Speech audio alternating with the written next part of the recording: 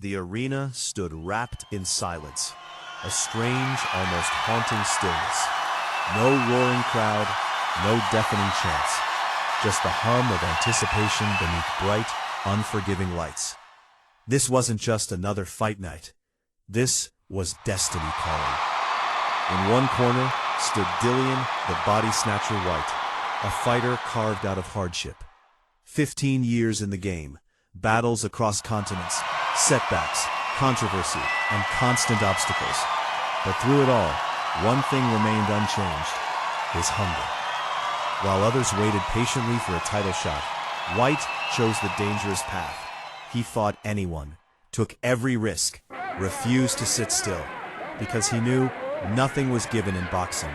Everything had to be taken. Tonight was supposed to be his moment.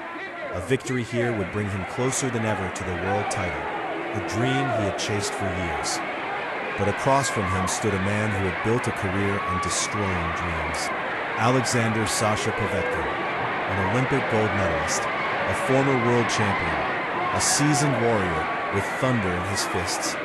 At nearly 41 years old, many believed his best days were behind him. But Povetkin wasn't finished. He had seen everything, done everything, and most importantly, he still carried the power to end a fight in a single heartbeat.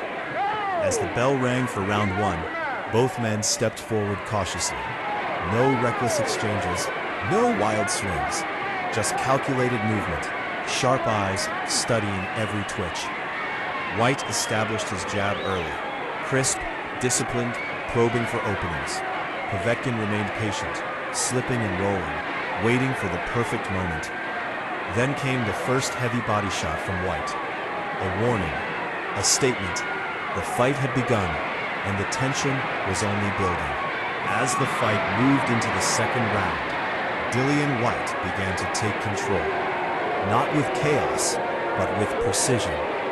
His jab became his command center. Upstairs, downstairs, fast, slow, always changing. Povetkin struggled to read it. Every time he tried to close the distance, Whyte was already one step ahead, snapping his head back or digging punishing shots into the body. This wasn't the reckless brawler people expected. This was a disciplined, thinking fighter. Whyte kept his hands high, his movements tight, wasting nothing. Every punch carried purpose, every step had intent. And the body shots, they were starting to tell a story. Thud. Another one landed. Thud. Again. You could see Povetkin reacting, just slightly. A breath taken. A moment of hesitation. The damage was building beneath the surface. By round 3, the momentum had fully shifted. Whyte was dictating everything. His jab was snapping Povetkin's head back repeatedly. His right hand followed with precision.